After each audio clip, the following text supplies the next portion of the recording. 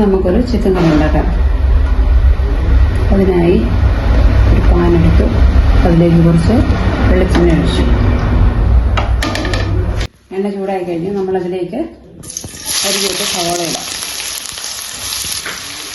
സവോള ഇതിലേക്ക് ഇട്ടിട്ട് അത് പെട്ടെന്ന് വഴന്ന് കിട്ടാനായിട്ട് കുറച്ച് മഞ്ഞൾപ്പൊടിയും കുറച്ച് ഉപ്പും ആകുന്നതിനെ ഇട്ടിട്ട് നമ്മൾ ഒരു 5 മിനിറ്റോളം ഇതിനെ വഴറ്റണം.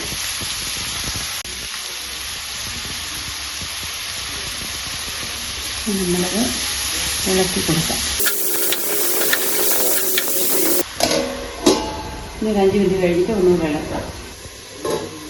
ചെറുതായിട്ട് വഴന്ന് കഴിഞ്ഞ് നമുക്ക് തുറന്നിട്ട് അതിലേക്ക് ഇഞ്ചി വെളുത്തുള്ളി പേസ്റ്റിടാം. പിന്നെ ഓൾറെഡി റെഡിമെയ്ഡായിട്ട് ഉണ്ടാക്കി വെച്ചിരുന്ന ഇഞ്ചി വെളുത്തുള്ളി പേസ്റ്റാണ്. അതെങ്ങനെയാണ് ഉണ്ടാക്കുന്നത് ഞാൻ അടുത്ത വീഡിയോയിൽ കാണിക്കാം. നന്നായിട്ട് ഇളക്കി അത് വെളുത്തുള്ളി ഇഞ്ചി ചെറുതായിട്ട് മൂക്കുന്നത് വരെ നമ്മൾ ഇളക്കിക്കൊണ്ടേ ഇരിക്കണം. അതിനുശേഷം 2 പച്ചമുളക് ഇടാം. അതും ഒന്ന് വഴന്ന് കഴിയുമ്പോൾ നമുക്ക് മസാലകളിടാം.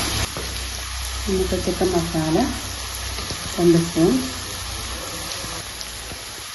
1 സ്പൂൺ മുളക് പൊടി, കൂടുതൽ എരിവ് വേണ്ടവർക്ക് കൂടുതൽ ചേർക്കാം, 1 സ്പൂൺ കുരുമുളക് പൊടി, 1 സ്പൂൺ ഗരം മസാല, ഒരു ചെറിയ സ്പൂൺ പെരുംജീരകം.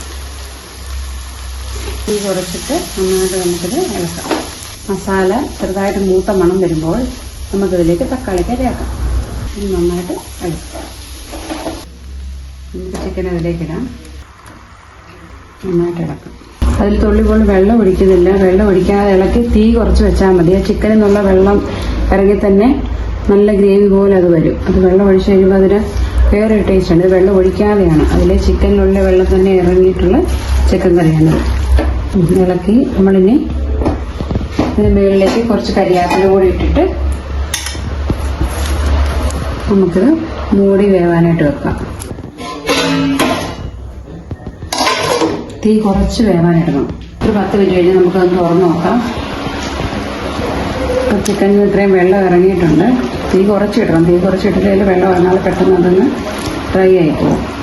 ഇളക്കിയിട്ട് നമുക്കതിനെ മൂടി വെക്കാം. ഇപ്പോൾ ഏകദേശം അരമണിക്കൂർ കഴിഞ്ഞ് നമ്മളിത് വെച്ചിട്ട് നമുക്ക് തുറന്ന് നോക്കാം. അപ്പോൾ ചിക്കൻ നല്ല രീതിയിൽ വെന്ത് കഴിഞ്ഞു. നല്ലൊരു നിറവും എല്ലാം അതിന് വന്നു. ഇങ്ങനെ ഇതിൻ്റെ മേളിൽ കുറച്ച് മല്ലി ഇലവില്ല. അതിൻ്റെ മണം പോകാതെ നമുക്ക് മൂടി വെച്ച് കുറച്ച് കഴിയുമ്പോൾ നമുക്ക് സെർവ് ചെയ്യാം.